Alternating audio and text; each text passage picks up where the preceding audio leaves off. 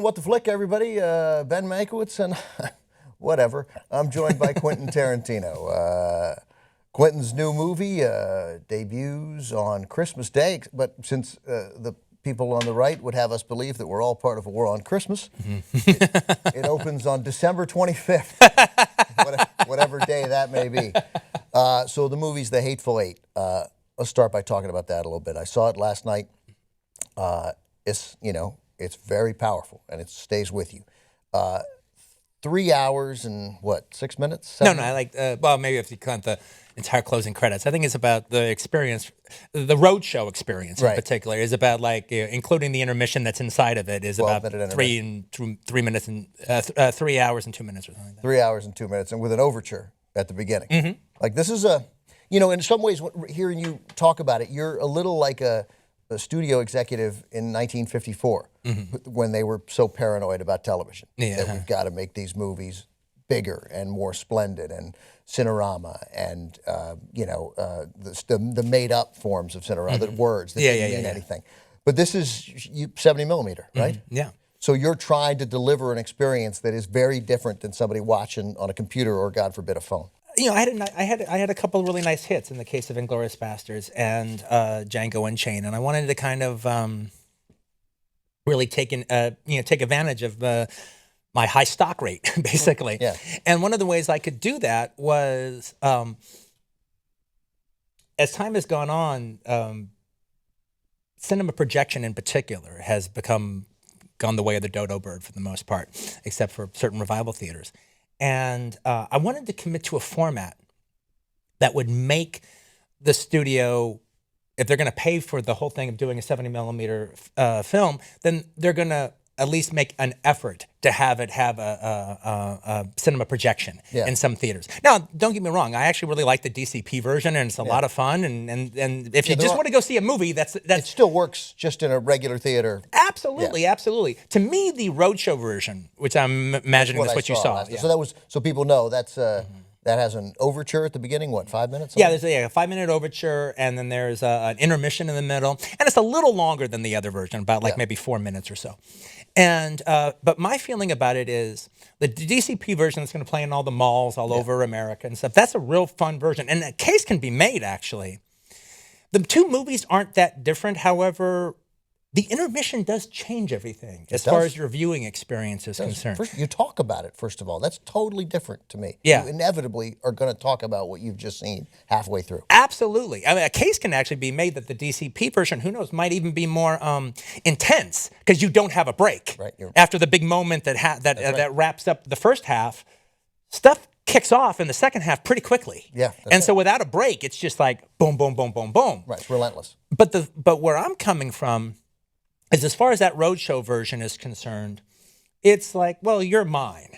Right. If you're going to go and buy the ticket for the roadshow version and you've got the program, and that's like, no, you're going to see La Boheme at La Scala. You're going to see Eugene O'Neill on Broadway. You're giving yourself to me, and it's my presentation for you. Yeah, so there's a little Mike Todd in you. There's a little showman in you. Then. All right, well, I like that. Well, I mean, the thing is, it actually is kind of nice to give an audience something that they can't get at home.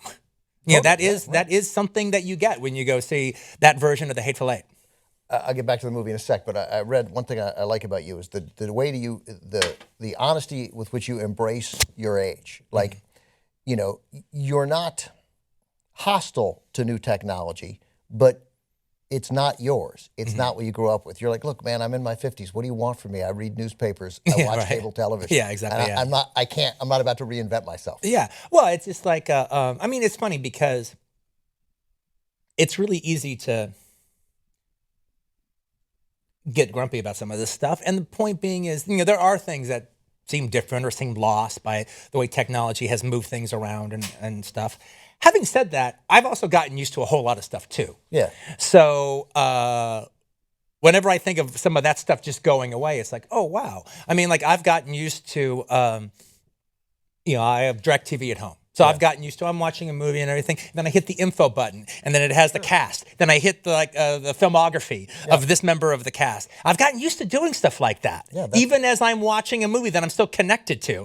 And like all of a sudden that goes away, like when you're in a hotel room and you're like, oh, wow. Where's my?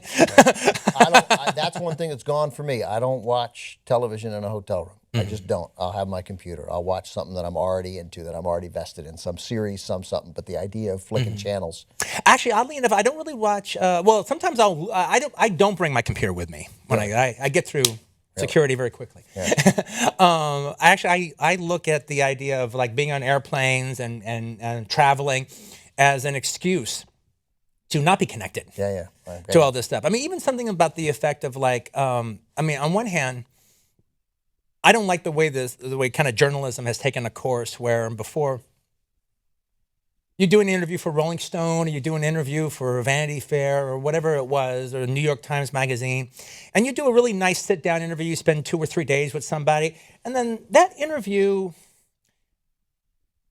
maybe it wasn't art, but it had this. It had its own reason for existence. It had a beginning and a middle and an end, and that was what it was. And it was always consumed that way and appreciated that way. Right. And maybe other interviewers would interview you down the line, and they'd ask questions about it. Right.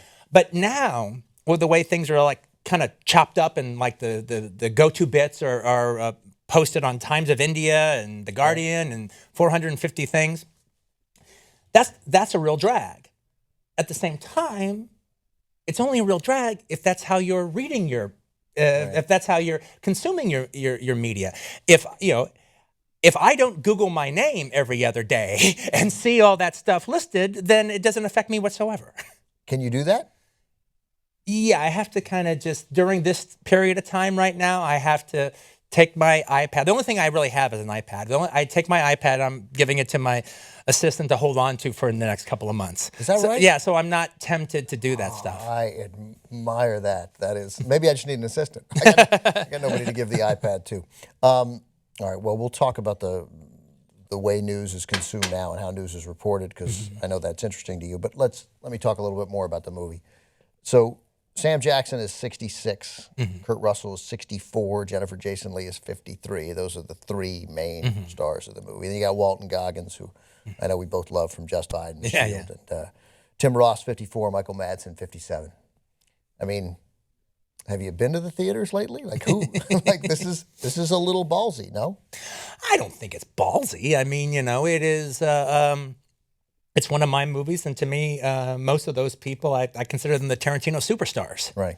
They're associated with my work and stuff. So I don't really, especially for a Western kind of thing. You don't really expect to see, the young talent pop up in that much. But also, I mean, I remember also, not that I think these guys are in that category, at least as far as age-wise is concerned, but I remember like in the 90s, the Cinerama Dome was having a special engagement of The Wild Bunch, like when like the 70 millimeter print of it. Right.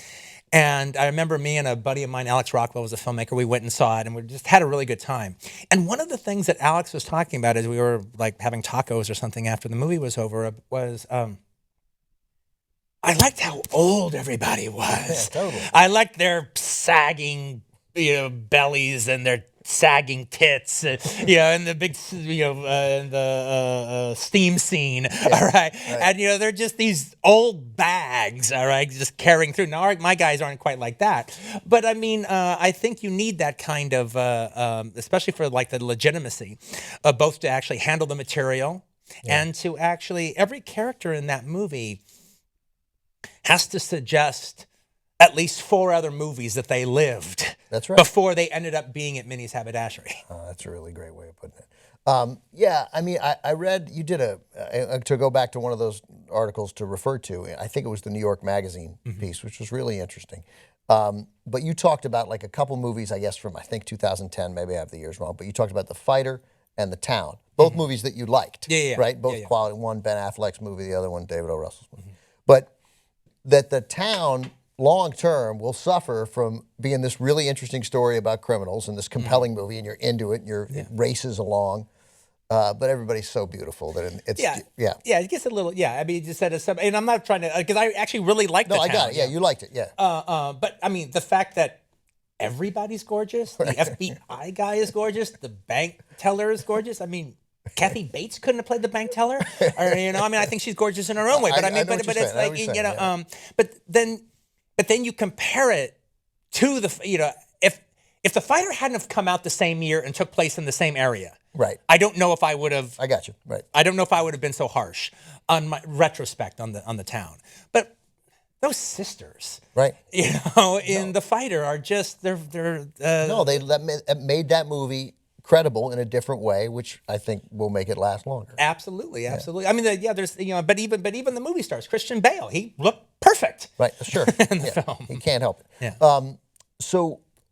But you could have cast, a young star in this movie. I mean, I don't want to betray anything. There is a young star in the movie, but you could have made one of those three leads, somebody young and hot. Well, the thing, I mean, hot in the career hot. yeah. Well, it was like one of those things where that was an interesting character, in particularly Daisy Domergue, because That's Jennifer Jason Leigh's. that's the character Jennifer Jason Leigh plays. Most of the other characters in the piece that I wrote, I knew who those characters were, and I had a really good. I for the most part, I wrote Oswaldo for Tim Roth. Yeah. I wrote Joe Gage for Michael Madsen. I wrote Major Warren for Sam Jackson. I for the most part, I wrote John Ruth for Kurt Russell. So they have many more pleasures that they will give me during the course of them investing in the material, but for the most part, I have an idea what I'm going to get. In the case of Daisy Domergue, she kind of became one of the most interesting characters because she's on the page, but she's not on the page. An actress literally needs to invest in playing that character from beginning to end to actually get to where she needs to get in the last chapter. You can't just jump to that last chapter. They have to actually do that whole movie, and then they're ready for the last chapter. Right. And exactly what you're going to see when you get there, you don't know because you can't jump to that. You have to just experience it. So it really was a situation of giving it to an actress to interpret that I had to really trust and I had to really invest. And I knew it had to be an actress that you liked her as a performer. You enjoyed watching her character work. And so one of the things is when Jennifer had come in and a couple of other actresses that come in. They were all kind of more or less era specific. They're auditioning. Yeah, they're auditioning. And the thing is, I realized, most of these guys are from the 90s, and I'm from the 90s, and this movie almost seems like a throwback to the 90s. There's a bit of a Western Reservoir Dogs vibe to it. Totally, yeah. So the gal should be from the 90s. And then Jennifer came in and was very impressive in the reading. But what really got me was I just started watching a bunch of her movies over again. So I watched Mrs. Parker and the Vicious Circle. I watched Georgia. I had a whole Jennifer Jason Leigh film festival. I watched about 8 movies. And I'd watch one and I couldn't wait to put the next one in. I just really enjoyed her performances so much. And she was such an entertaining actress. And especially about that time in the 90s and Existenz and especially in Mrs. Parker, it's like the movies were built around her. It's like her performance was the center of the movie and everything was built around that. And that's actually kind of what I needed for Daisy Domergue. Do you like having a John Ford-like sort of stable of actors? Does that feel cool? Because it seems like it would feel cool. Oh yeah, well it's like it is cool and it is fun and it's good to work with people that you enjoy spending time with and you enjoy going out to the bar with after the shoot's over. You enjoy working with them all the time, but there also is an aspect of my material isn't for every actor. Right. It's like you really have to know how to say the dialogue. You have to understand it. You have to get its rhythms. You have to see the sense of humor inside of it. You have to sell my jokes, even though they're not officially jokes, but they kind of are jokes. Right. And you need to get it. You need to just get it. And that's not for everybody. Not everybody has a mouth that's made to say my dialogue. Well, these people are, and these people do say it very well. So that's one of the pluses of working with them. I imagine it's the same thing that a writer like Aaron Sorkin thinks. Like there's some good actors, but there's only a certain kind of actor that can say the things that I write. I would agree with that. I'm sure that's probably definitely the case, for him, where it's like, it's just really interesting. I've met with really interesting actors, but they don't speak Quentin talk. It gets cut in their throat a little bit. What if you were going to assess a person who's what would you think of a person whose favorite film of yours was Jackie Brown? What does that mean about that person? What does that mean? Okay, if I'm going to be snotty, I'm like, oh, it means you don't like my movies, and that's the one that's like the least like my movie, so that's the one you like. All right, I was going to be snotty about it. It's my most sober movie. It's the one movie that doesn't take place in this kind of Quentin world. Right. It takes place in the real world. And the world is almost realer than real. Is kind of the idea of it all, and it's my one movie that exists in that world and that kind of framework. And so I just think you're somebody who appreciates that, just appreciates that aspect of cinema. Yeah, that may be more than say Kill Bill. Well, that's interesting because that person is me, but I love your movies. Yeah, I mean, and I think why I love it is because I now know who you love as a writer. Mm-hmm. But to me, it's that starts with Elmore Leonard, and that starts with my love of Elmore Leonard that caused my love. Well, that of goes Jackie Brown.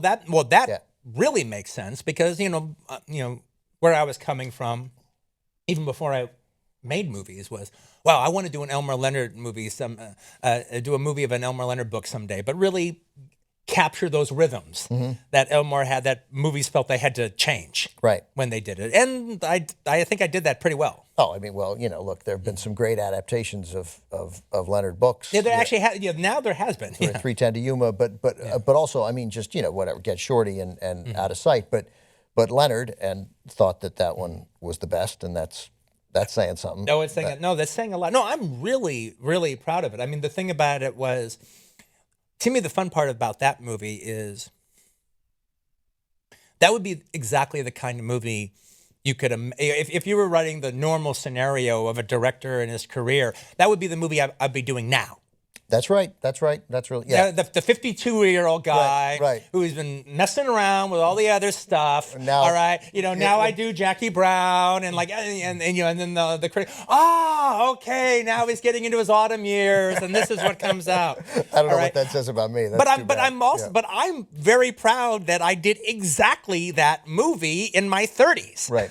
I mean, but I'm real proud of that. I got you. But that would exactly be the movie you'd expect. But then but today, so that's the movie of yours that I don't like. Who knows what the right word is? That's the movie that I can watch the most times. Although I'm not even sure that's true. And I love. No, but I do know what you mean by that, though. Yeah.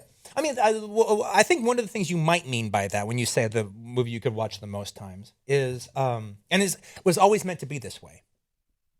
It was a hangout movie. That's right.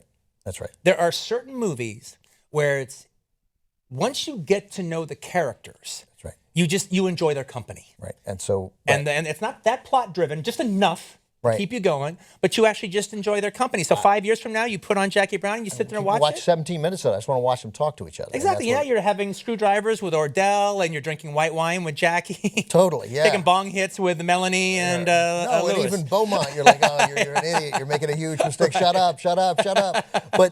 But that said, that you have films, though I feel that way about Jackie Brown, for me, it's Reservoir Dogs and Pulp Fiction and Inglourious Bastards that sit with me, that I still feel viscerally. I mean, I like them all, but that I still feel viscerally. As much as I love Jackie Brown and as much as I invested in it, and I think the investment paid off with the way I focused in on the characters and stuff, and how great it was to do an Elmore Leonard adaptation in a way that I was proud of. I wasn't put on the earth to make Jackie Brown. No, that's right. Yeah, I was put on the earth to do what I'm doing right now. Put on the earth to make Hateful Eight. That's right. And with your movies, and are you aware of this? You must be. But I'll review Hateful Eight and I'll give it a great review, and almost everybody's going to give it a great review, and we'll talk about it. But what's more interesting will be to talk about it in 18 months when I'll have seen it maybe 2 more times. Yeah. Because that is almost what's happened with every movie of yours, that I liked it a lot, and then I saw it again, and I was like, I missed that. Yeah, doesn't that, but that doesn't happen with every movie. In fact, the opposite happens with many movies, is I think, I had such a great time seeing this. Well, why? Why was that? Why did I have such a great time seeing this? And the exact opposite happens with you. Not that you didn't have a great time seeing it, but this. No, I know, but that's the goal. I mean, that's the goal for. a filmography that's meant to last. That's the goal for a career that is meant to be meaningful. Yeah. There almost is the aspect. I felt that way about Brian De Palma's work. Yeah. In his heyday, where it was. I loved that opening. First show, first day when it opened. That 10:30 or 11 o'clock in the afternoon show of Scarface or Blowout or whatever it was. But there also was this getting the story out of the way. Right.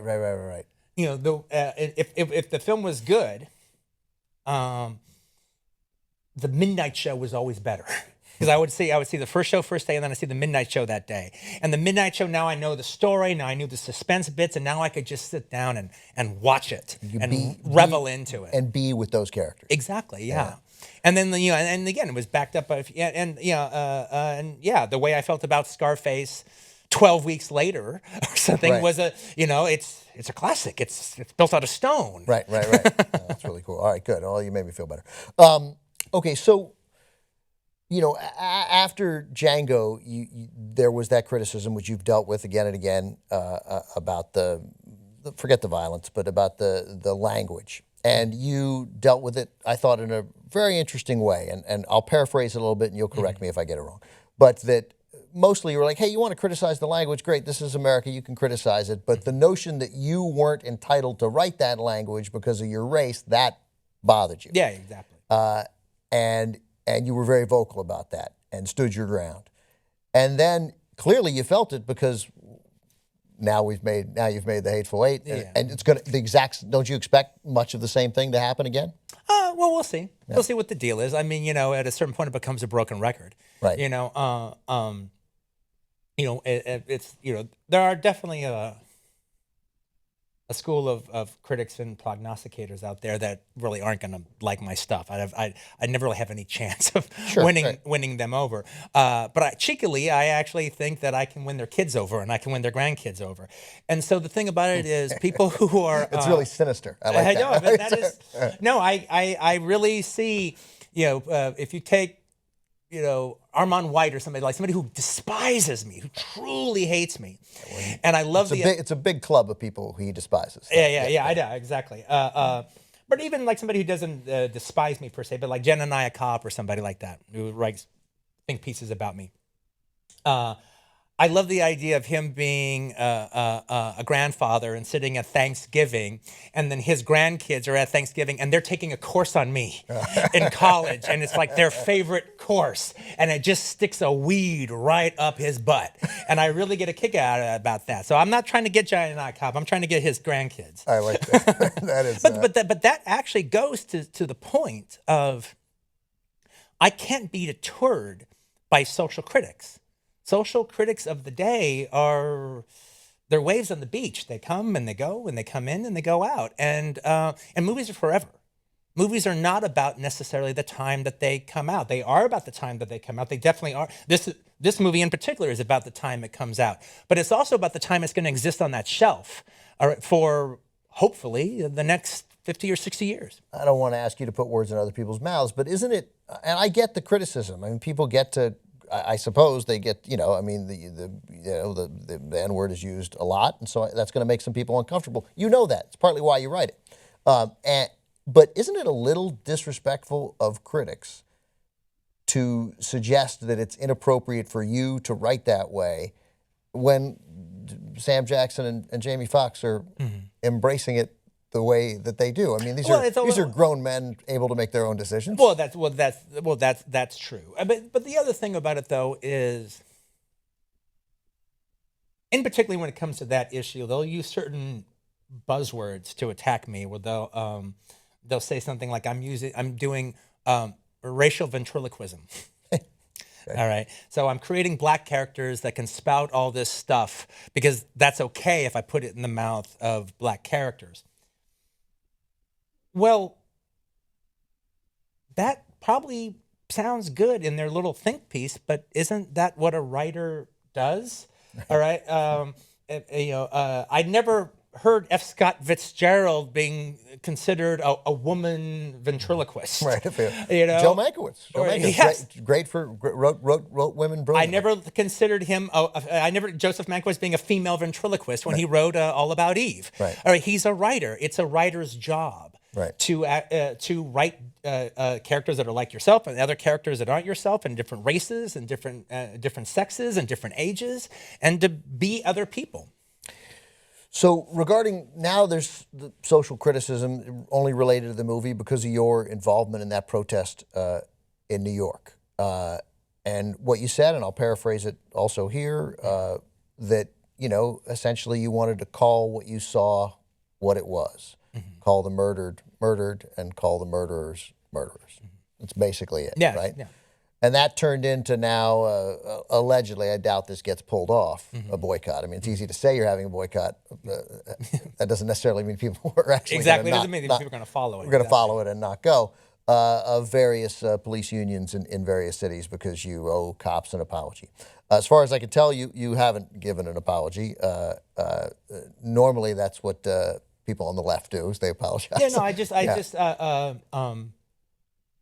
I only clarified what I said, never in a walking back kind of way, but only had to clarify it simply because they were slandering about what I said. They were misrepresenting what I said, and so I just clarified it a little bit more. That was it. And then you let it go. You're capable of just letting it go and move on. And even though day after day there'll be stuff written about you, you're not that you don't care, but you're going to force yourself not to be bothered. It's like, I mean, frankly, it's a lot easier when it seems like the tide has turned in your direction. Right. All right. Which actually right now feels like the tide has turned in my direction. I mean, the way the cop mouthpieces that work for the different police unions, the language they've used, right, to basically threaten me. Not that I'm really afraid of them, not because I think I'm such a badass, but simply because I at the end of the day, I don't feel that the police are this sinister organization that are actually trying to target citizens to hurt me. And they're just actually trying to embarrass me. But yet they're using this language that makes them sound like bad guys in an 80s action movie.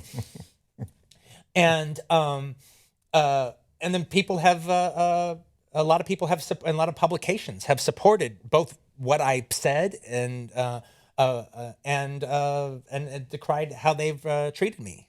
You're a Hollywood filmmaker. Why was it important to you to show up at that rally? Why was talking about this important? What in your life, your experience, has made your voice vital or necessary to this movement? If for the last year and a half, you have been sitting at home and watching seemingly one incident after another of black and brown people, unarmed, being shot by the police in extremely questionable ways, and not having the patrol officers, for the most part, facing anything other than internal tribunals. Yeah. And the prosecutors are not the prosecutor that was involved in the case did not represent Tamir Rice. Right. He represented the cop who shot him. That's right. And that's just not okay. And what's going on in Chicago right now is, when you look at that video that's come out in the last few days, and it's over tipping the Chicago governmental system like an apple cart. Yeah. And as disturbing as the shooting is, in its own way, as equally disturbing as there must have been 8 or 9 cops on the scene right there. And none of them said anything. None of them did anything. None of them changed their stories. None of them, they just shut up, and they just let this thing cover up happen for a year now. It's those 8 cops on the scene who who apparently didn't do anything. That's the way that I felt during Rodney King. When you see that, you want to understand why one cop isn't putting his hand on it and saying, "Larry, we got him. That's it." And so. Well, it goes against the whole bad apple argument. It does. It makes this institutional. Yeah, exactly. Yeah, well, it absolutely is institutional, and it's institutional in it's institutional racism, but it's also institutional brutality on the side of the police force and institutional cover-ups going on. This blue wall that they're protecting, and the police force have to be better than that. You know, Fox News, every time that there is a mass shooting, certainly after the horrors of Paris, there's that expectation, not everybody there, but the company line will be, among many on the right, is where are the Muslims, moderate Muslims, standing up and condemning this, even though that happens with enormous regularity, doesn't matter. Yet, when we see brutality exhibited by a certain percentage, whatever that is, of police officers, we see no one is demanding, hey, where are the good cops, saying, hey, maybe don't shoot somebody after they're cuffed and tased. Yes. Why? What is it? I mean, you're a storyteller, so what is it about that thin blue line that makes clearly many thousands and thousands of decent people who signed up see the same video and think, what? I can't say. I mean, every time we see one of those pictures, they are making the job of good cops much harder. Oh, I mean, I absolutely agree. You know, it's like, well, okay, if it's a case of bad apples, well, the guy who shot the young man, he's a bad apple. But then, are the 9 other ones bad apples? Is the chief of police who was just fired, is he a bad apple? Is Rahm Emanuel a bad apple? Is the prosecutor that didn't push the case, are they a bad apple? Well, I can go with the bad apple theory if everybody's the bad apple. And you talk about those 80s movies and some 50s movies too. I mean, you know, it was so easy. We instinctively, we all buy into it because, you know, internal affairs, those are the bad guys, right? Those are the rats, right? But, Well, maybe we made a mistake having those guys be the bad guys in movie after movie. I feel the police they've lost trust with the public. And it's because of this type of cover-up. It's because of that incident happened, and then the head of the union put out this big statement, and I watched him make the statement about, no, it was self-defense, and this is what it was. And, of course, the victim was criminalized, a post-mortem.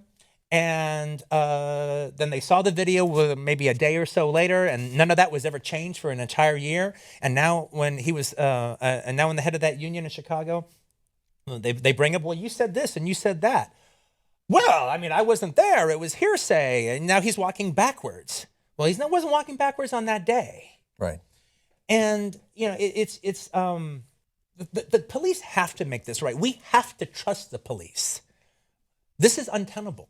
We need to trust the police. We need to have faith in them. Now, you know, something that can really change about that is if in an area that has a big black population like California, if marijuana is legalized, what that would do to so many young black men that would never be arrested. They'd never get in the system. They would never get that. They would never get that first arrest. Right. I mean, because the thing is, look, I live in the Hollywood Hills.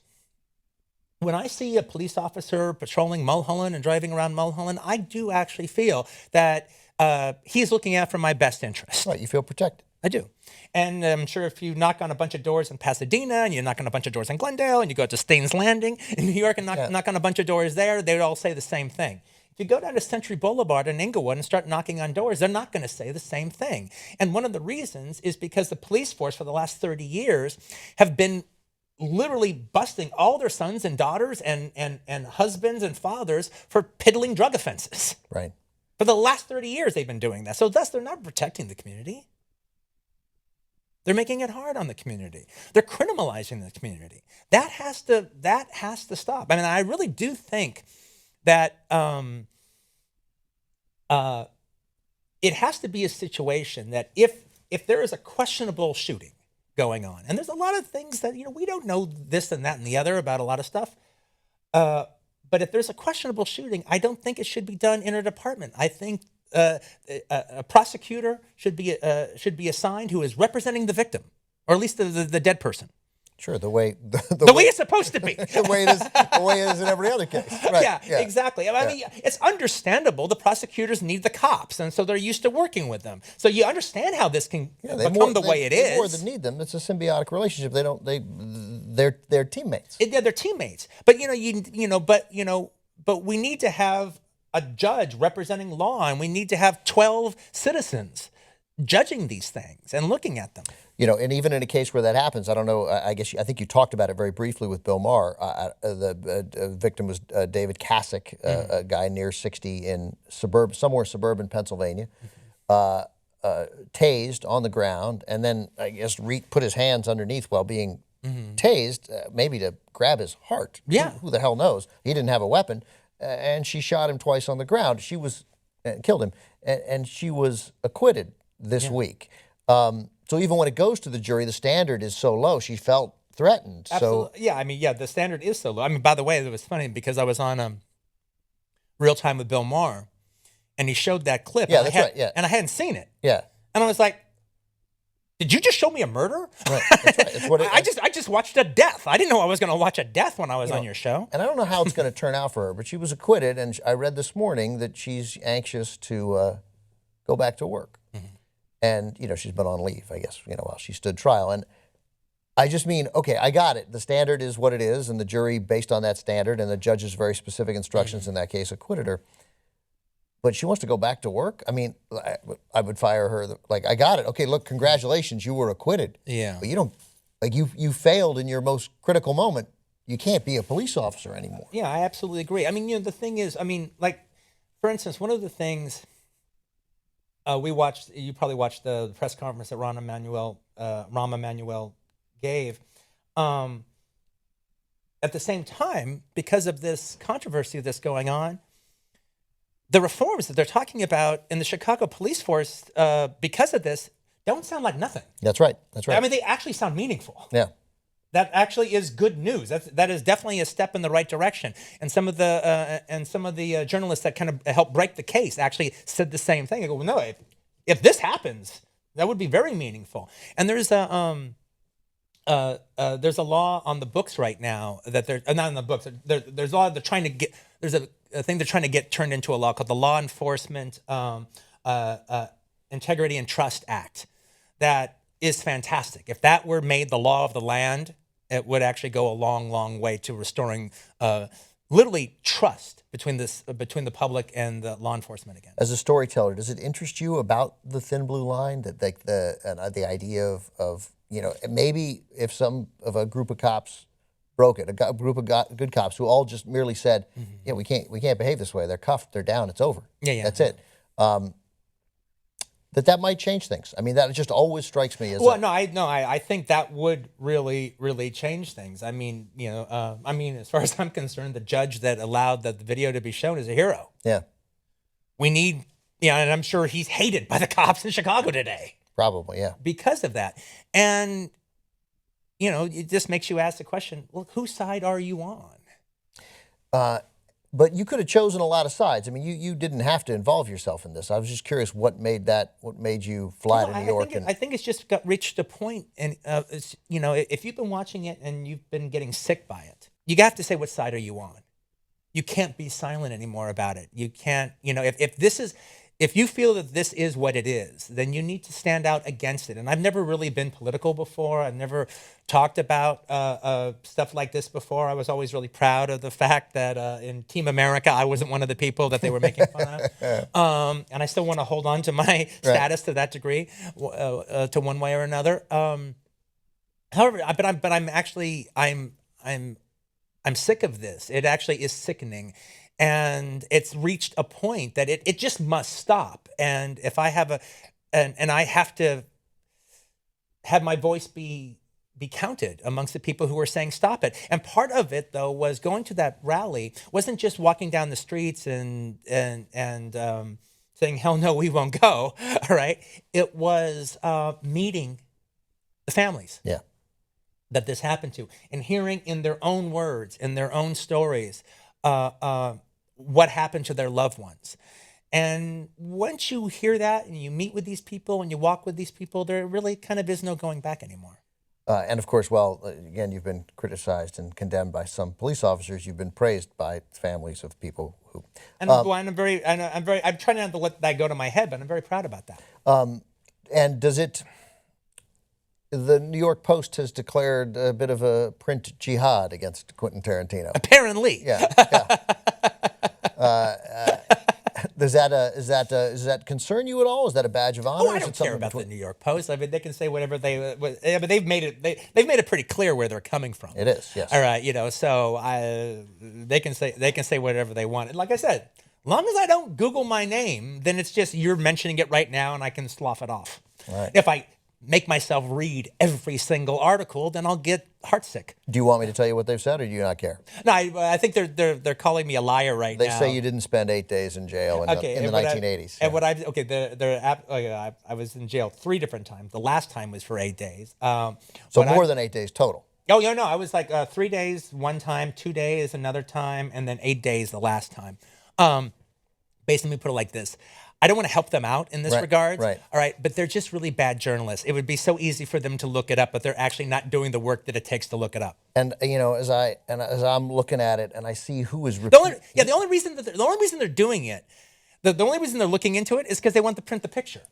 My father, my father always told me you could always frequently judge people by their friends, and it's really true. Like, who do you stand with, right? And so I look at that article, and who's picked up that article? Who's run with it? Stormfront. Yeah. Right? Breitbart, Newsmax. That's it. Yeah. Like, and so these are your friends. This is who I didn't even know what Breitbart was until they started hating me. Right. Well, congratulations.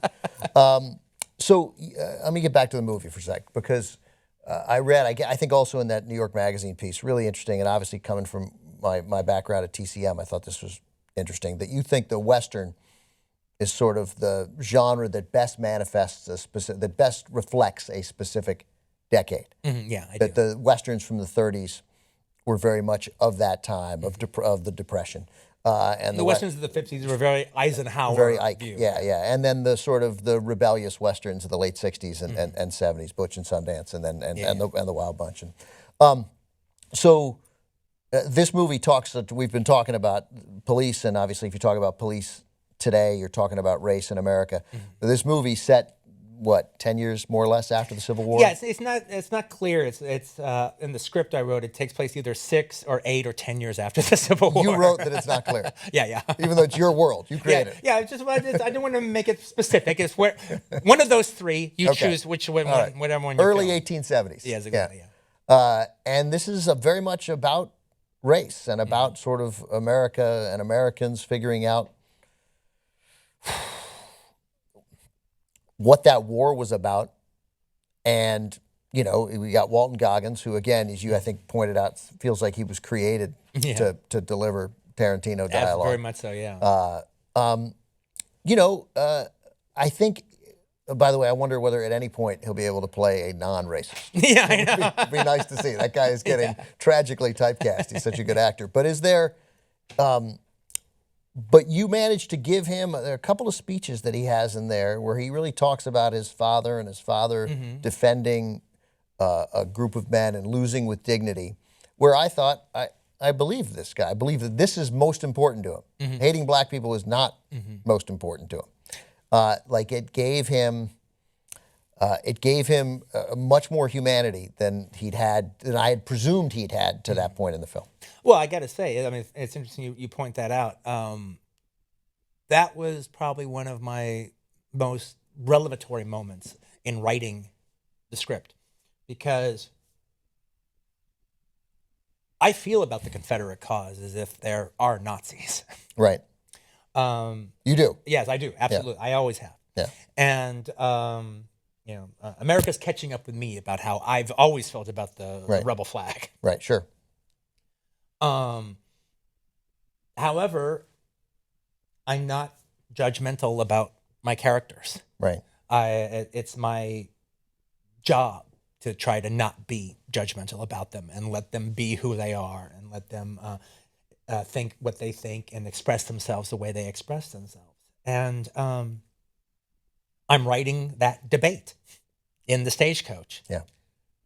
And then all of a sudden, Chris Mannix, the character Will Goggins plays, pulls out a very stirring defense for his dad, who's basically a Quantrill Raider type guy. Right.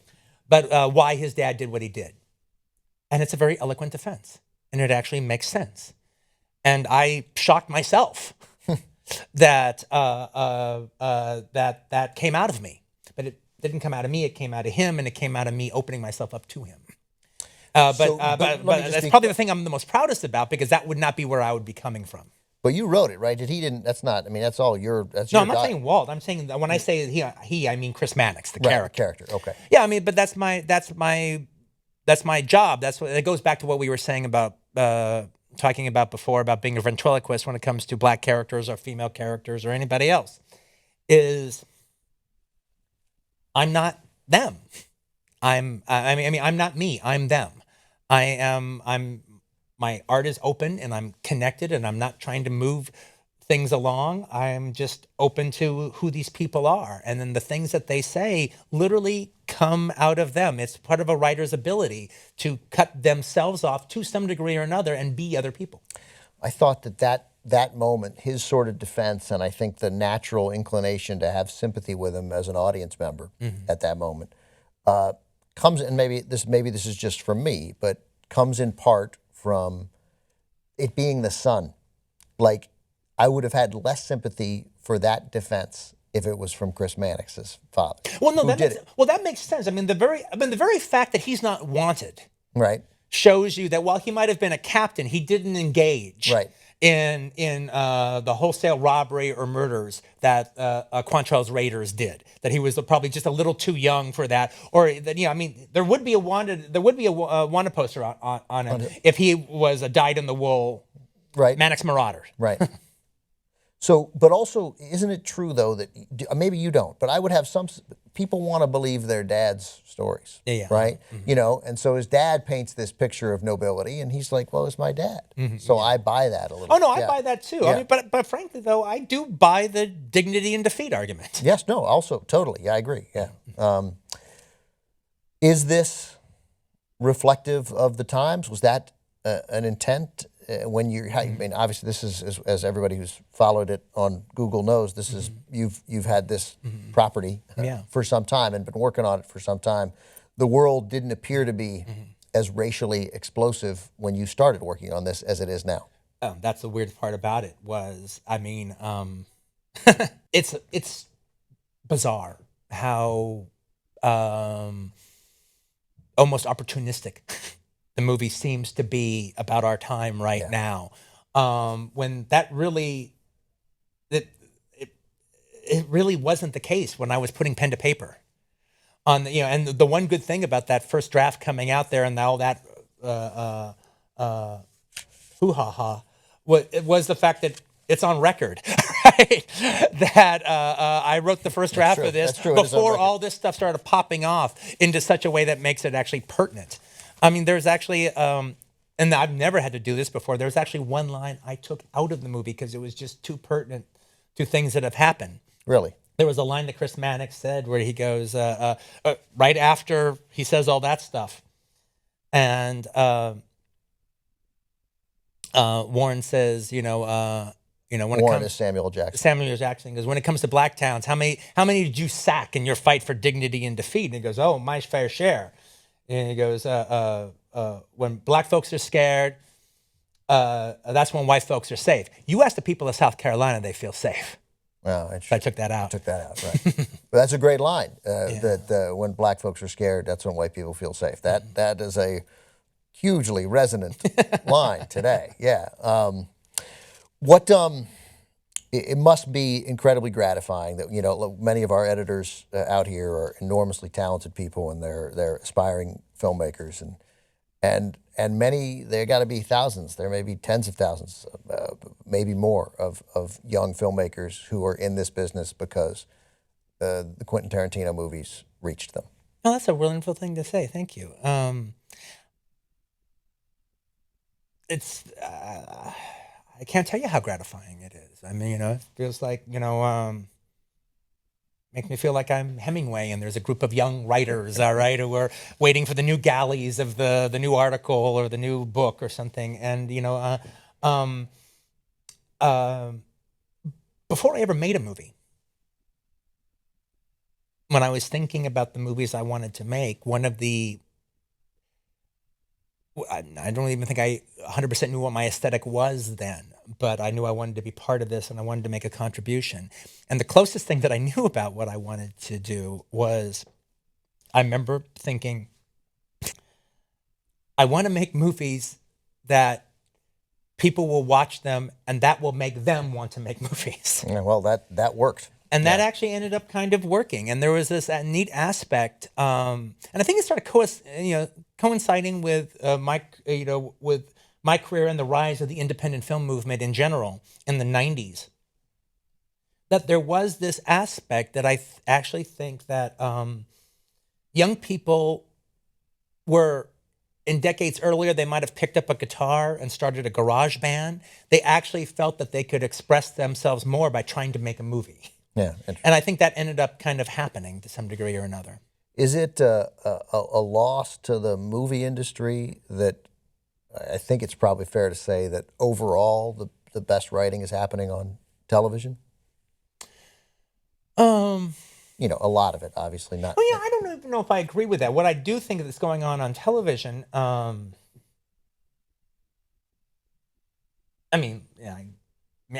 favorite screenwriter is Aaron Sorkin, so I guess you could say that because he does this movie this year and he did Newsroom the last 3 years. All right, we reviewed the Newsroom. We had a love-hate relationship with it. You just loved it. Right? Right? I loved it. Yeah. I loved it. That was the only show that I watched every episode 3 times. Oh man, I loved the news stuff. I had trouble with the personal stuff in that. I had more problems with some of the personal interconnections the next 2 seasons. Yeah. Because I actually felt they didn't follow through on some of the setups that they did in the first season. But I mean, look, we watched and reviewed every episode. It's not so. I mean, it reached us in some way. But but I ended up but I literally I watched I'd watch one episode literally the 7 o'clock at night when it would come on Sunday. Then I watch it again just to hear the dialogue. Really? Right afterwards. I watch it again just to hear the dialogue. And then I would invariably watch it once or one more time during the week while it showed, when it aired, whenever it happened to be on. Really? Yeah. I was really taken with that dialogue. But the story construction, everything, even the whole, you didn't know what event, no, you didn't what know, real life event would pop up all of a sudden, like in the 3rd act or something. I thought that was terrific. But you think that? But my point, but television now, especially because it's become so serialized, has that luxury that novels have. They can take their time. Totally. Yeah. And you can immerse yourself in character, and you can immerse yourself in minutia. And so I love minutia. Yeah, and me too. And so there's a whole resonance can happen over the course of 6 or 7 episodes. Right. That a movie would be very hard-pressed to try to accomplish. But that's never what movies were supposed to be. That's right. Much to my chagrin. Right. I'm trying to make them as long as I can, all right? But that's what in one regards you say that, yes, they can do that, but, frankly, that's easier. It's easier to do it on television. Yeah, well, it's easy. If you have that no time. limit, right. All right, of telling your story and exploring your characters, yeah, that's easier. Than trying to squeeze everything you're trying to say in a 2.5 hour time period. But for a long time, that actually literally is when there's an end, it's an end. But for a long time, television didn't take advantage of that, of what they had in front of them. Absolutely. Only in the last, and some would say influenced in part by Quentin Tarantino movies. That if you want to say that Tony Soprano was born out of Pulp Fiction, there's that's, I'm sure you've heard that before, and it's entirely possible. But if Tony Soprano was the first, there are now so many of these wonderful, complicated, evil heroes. Flawed heroes at the. Well, no, look. One of the things about Inglourious Bastards was I started writing Inglourious Bastards after Jackie Brown, and I wrote on it for 1.5 years. People thought, because there was 6 years between Jackie Brown and Kill Bill, people thought I had writer's block. Right. I had the opposite of writer's block. really? I couldn't stop writing. And it was like, oh, Jesus Christ, I've got this huge fucking novel but movies are too small for me. Is that where I'm coming from? Right. It would appear to be that was where I was coming from. I had to put it away. Because I just couldn't tame it. It was just like this big book. Now, if that exact scenario were happening now, I would just do it as a miniseries. Would you ever do that? Oh, I would be happy to do something like that. But understand that there's going to be trade-offs on that. All right? Yes. The good part would be I could write something that was 4 hours long or 6 hours long, and there would actually be a market for it. There would actually be a way, a tenable way for people to digest the material. And not only that, it sounds like something that people might like. Yeah, totally. People could really appreciate that. Yeah. That literally would be Quentin Unchained. Right. If I could actually do something that was 4 or 6 hours long. Right. But the reality would be I'd probably be working with a budget, if not less, maybe the same, that I would be using on one of my movies, except I'm trying to shoot 6 hours worth of material with it. And I would never do it in the kind of thing where like they do in most shows, where they have a writer's room and then maybe they have 3 episodes down, but then after that they're just making it up as they go along. No, I'd want to write the whole thing and direct the whole thing. But in that scenario, as opposed to say Hateful Eight, or as opposed to say Inglourious Bastards or Django Unchained, I'm just shooting the material. Right. I'm just trying to get it done. And then there wouldn't be the grandioseness of the filmmaking. There wouldn't be the luxuriousness of the filmmaking, because I would just have far too much material that I had to get done every day. And that is the difference between cinema and TV. But maybe it's a trade-off you'd make if the circumstances were right. But it would be. The thing about it is, it would be wonderful, and I would be happy to do it, and it would be a very invigorating experience. But everyone's just going down this TV is so great road, and I'm only simply pointing out that there is a difference between the two of them. Yeah, I mean, I'm part of the TV is so great road, but with some regrets. I mean, I wish that there were. I wish that some of those, I think, clearly talented writers were. But I get their frustration. They must have felt. I'm sure many of those guys have written movies and they're just sitting there, right? Yeah. And they're not made. Yeah, it's like and look, and I love doing. I was nominated for an Emmy for a 2-hour CSI. Oh, right, you did the right. That I did, and that was great because it's just crazy that you did a CSI. Well, but that was actually that was an interesting thing, because I don't know if I'll do this anymore, but for a while I would do episodes of a TV show that I really liked a lot, and it was just my way to kind of throw my hat in the ring, because I'd seen every CSI episode, was a big fan of William Peterson's character, Gus Grissom. Yeah. I thought he was like a modern-day Sherlock Holmes. Yeah. And so I wanted to do a Grissom-centric episode, and that was my episode. But what was really nice was, after having shot Kill Bill for almost a year, when I did the CSI episode, we turned it into a two-parter. The trick was to do this little movie, the CSI movie, because it was about 2 hours long with commercials. But with not one more day than they would normally spend on their schedule. Right. So we did it in 14 days, because they were like, they shoot 8 days per episode. Now, if I had 15 days or 16 days, that wouldn't have counted. Right. That wouldn't have counted. So it was actually invigorating for me to know that after I was spending a year on Kill Bill, that I could actually do something that quickly and be proud of it. We got to go, but you mentioned Kill Bill. I've read, so a possibility of a third Kill Bill? No, there definitely is a possibility. It's like, stop short of saying a probability. All right. But there could be. Right. It could be. For one reason in particular, well, one, it would just be, me and Uma would have a really good time working together again.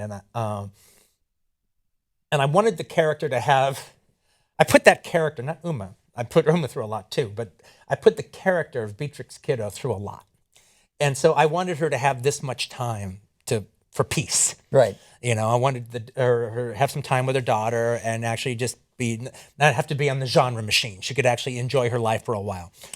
So if it were to happen, it would likely be set now. No, it absolutely would. You wouldn't pick up. It's not picking up 3 years later. No. The whole idea was everyone would be as old as they are. Right. But the other thing, though, is I think Kill Bill is pretty much hands down probably my most visionary movie, insofar as I really went beyond the Pulp Fiction stuff to really create this world that really doesn't exist, where they actually have samurai holders on airplanes. Right. All right, in the cup where the cup holder would be, and that's all good. Right. And right. everyone accepts Everyone that. accepts That's that. just how it is. Right. All right.